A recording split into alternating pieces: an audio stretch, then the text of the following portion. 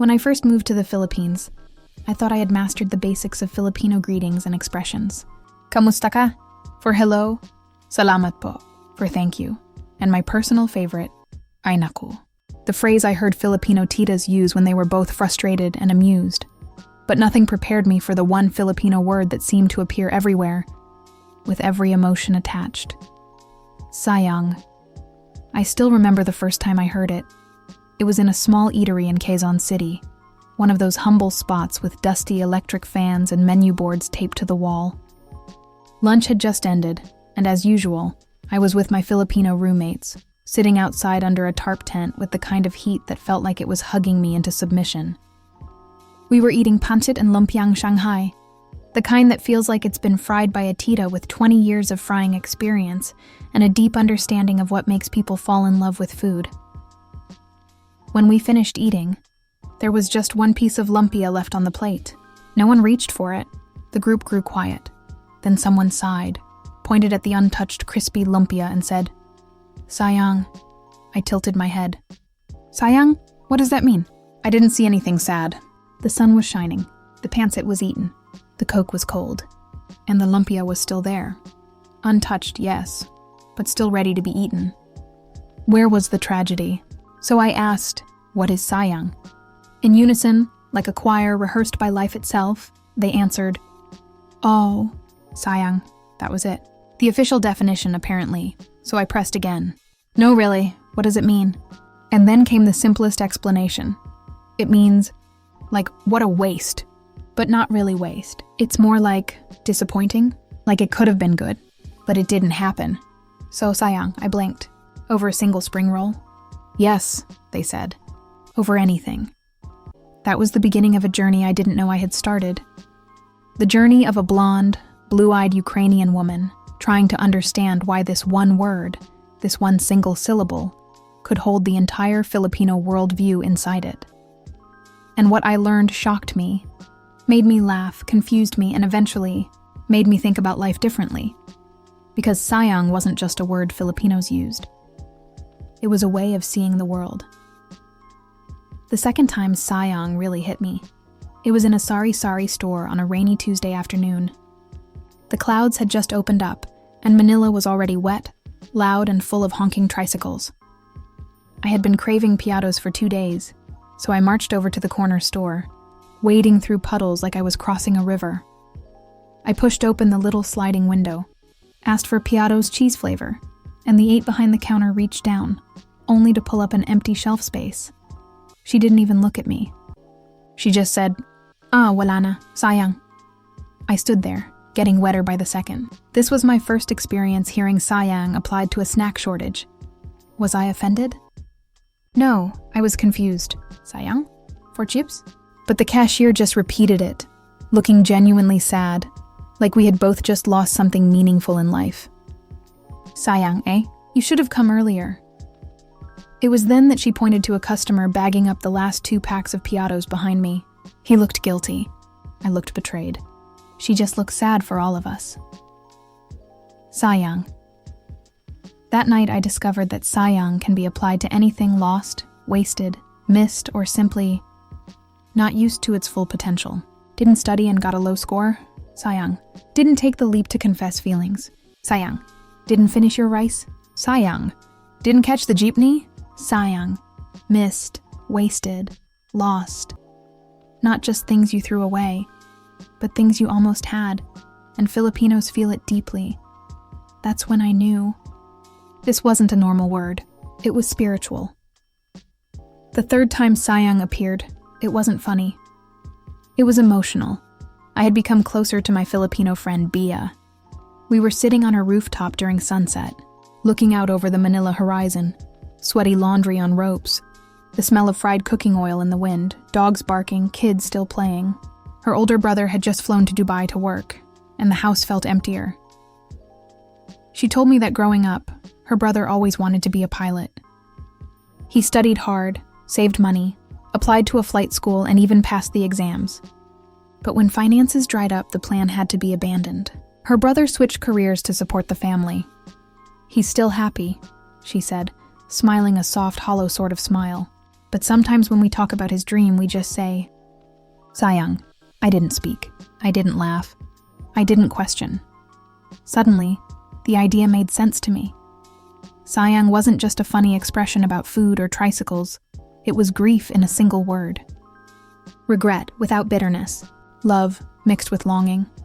The kind of hope that says, even if something didn't happen, it mattered that we tried. That's what Sayang meant here. It wasn't just waste. It was acknowledgement, a way of honoring the chance that almost became real. But true mastery of Sayang came only when I finally experienced it in my own life. On one summer night, I invited my Filipino friends over for a Ukrainian dinner. I cooked borscht, vareniki dumplings, and fried potato pancakes. I worked all day, prepared everything like my grandmother taught me. But one friend got stuck in traffic. One couldn't make it after work. Another one forgot. By the time 3 people arrived, half the food was cold. Everyone ate happily, of course. Filipinos will never let you feel bad in your own home. But when one of them stood up to get another scoop of dumplings and saw there was still so much left, she placed her hand on my shoulder and said, "Oh, Sayang." I almost cried. Because in that moment I didn't feel insulted. I felt seen, all that work, all that love, all that meaning that didn't reach its fullest potential. Sayang. And then she grabbed a container from her bag, packed 3 full servings, and said, "That's why we have baon." We all burst out laughing. That night, nothing was wasted. In fact, she taught me something deeper. Sayang isn't just sadness over what didn't happen. It's fuel for what can still happen. Filipinos don't just mourn the lost. They rescue the remaining. Whether lumpia, life opportunities, or love, they will always find a way to save it, share it, or serve it later.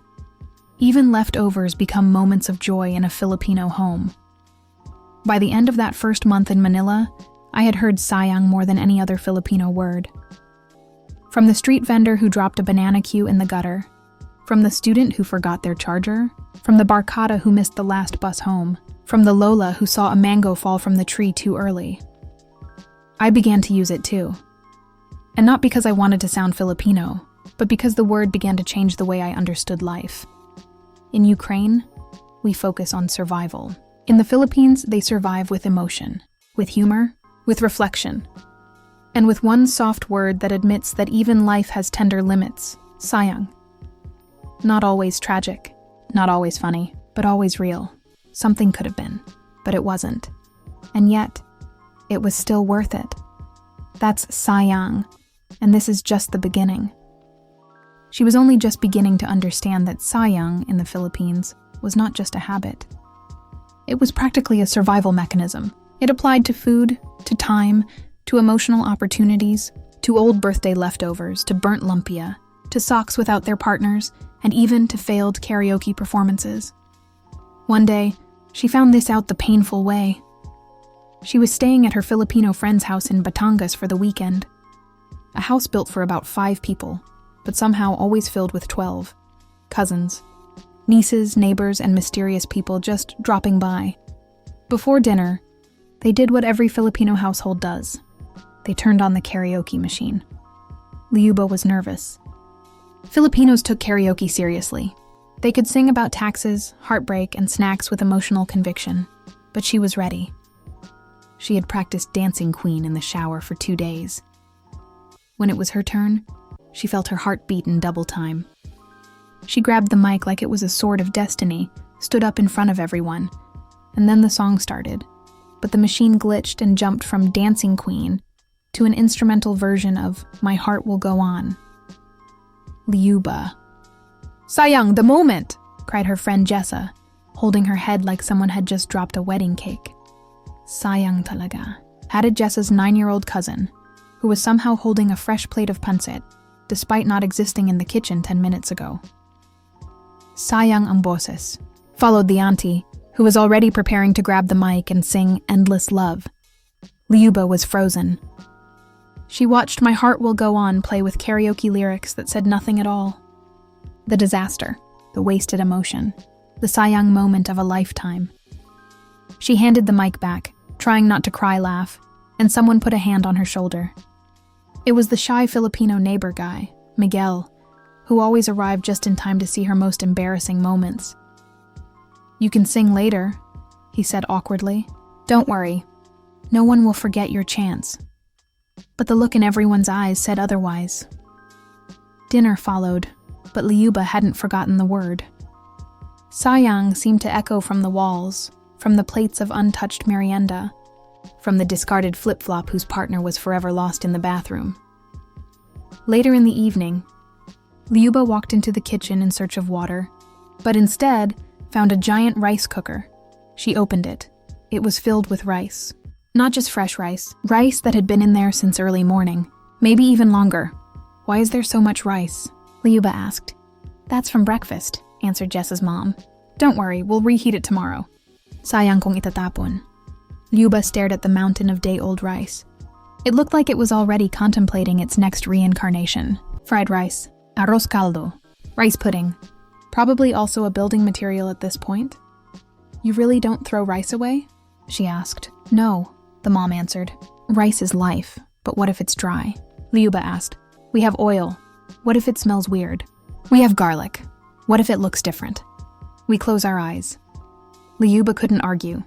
The next morning, she witnessed what would later become one of her favorite Filipino moments. A whole family turning leftover rice into garlic fried rice with the seriousness of war generals. And it tasted amazing. Lyuba watched the plate disappear like it was treasure, and she realized something again. Maybe sayang didn't just mean waste. Maybe it also meant respect. Respect for effort put in, for things earned, for things that could still be beautiful. But then came another sayang moment. The ube ice cream. It was a hot afternoon, and someone had bought sorbetes. That Filipino ice cream with the cart and the two bells that followed your childhood like a sweet ghost. A scooper full of creamy purple heaven was handed to her in a cone. She took one step, then another, then one more, and then her ankle twisted on a random rock. Her ice cream flew into the air. She reached out in slow motion, like it was a baby falling off a building. But gravity was not her friend. Splat. The ice cream fell on a hot tile of concrete. Purple sadness. Melting tragedy. "Oh no!" cried Jessa. "Sayang!" shouted two kids who immediately ran to see the damage. "Sayang ang ube," someone added. "Mahal pa naman yan," Lyuba knelt. Nobody moved for 3 entire seconds. They just stared, almost bowed. Finally, Miguel quietly walked over, holding a spoon like a knight offering a sword.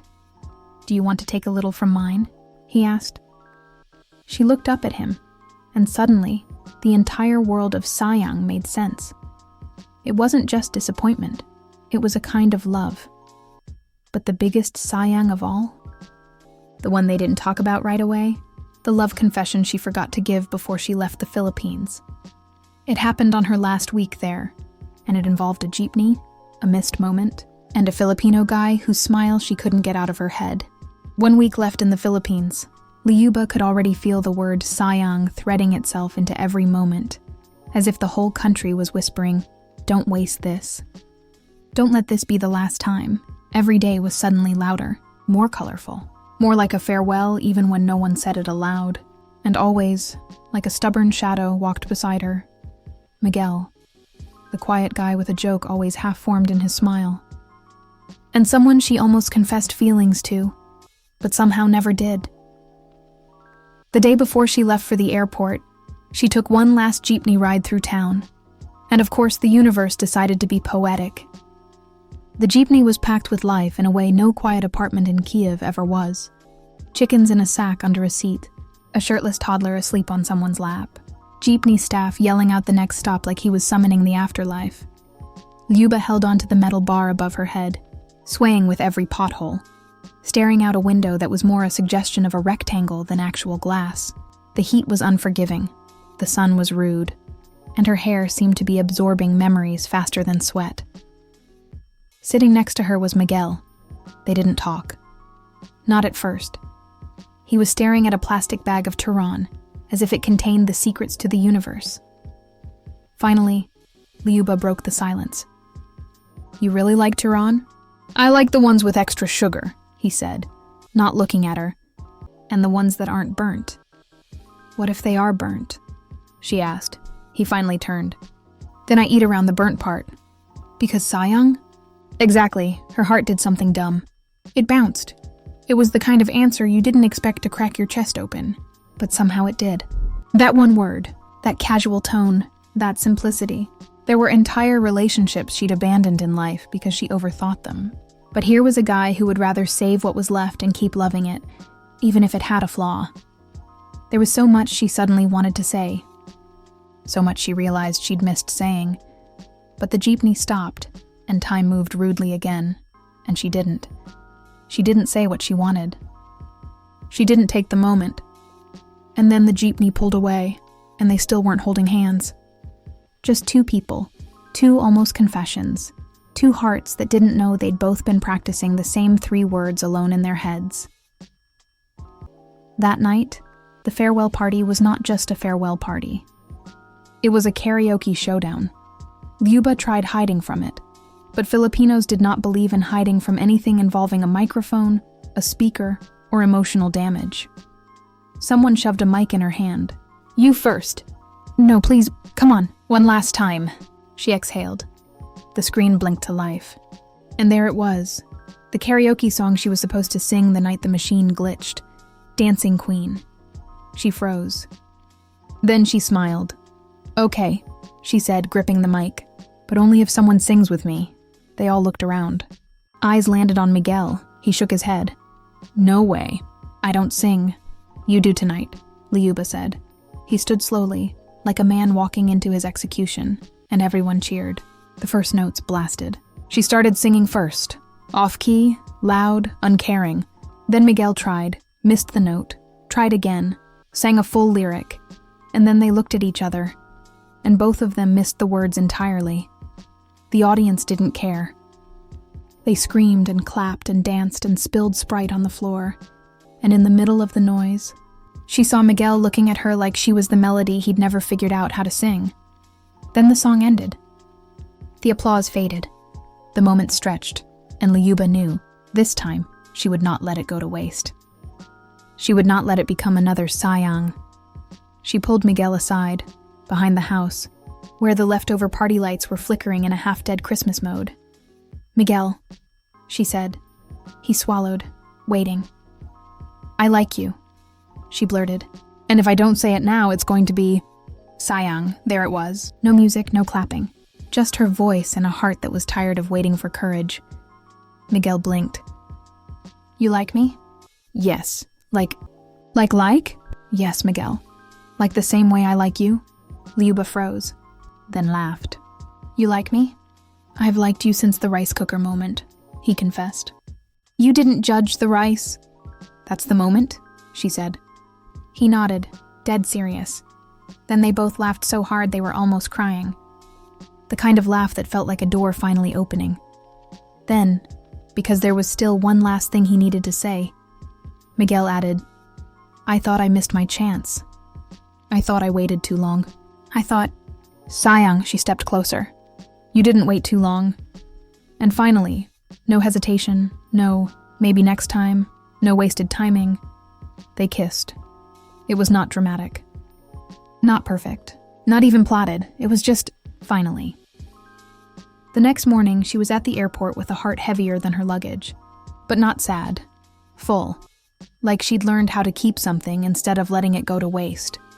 She texted him before boarding. I'll be back, she wrote. No, Sayang, he replied, and that was it. The word that had once meant loss now meant hope.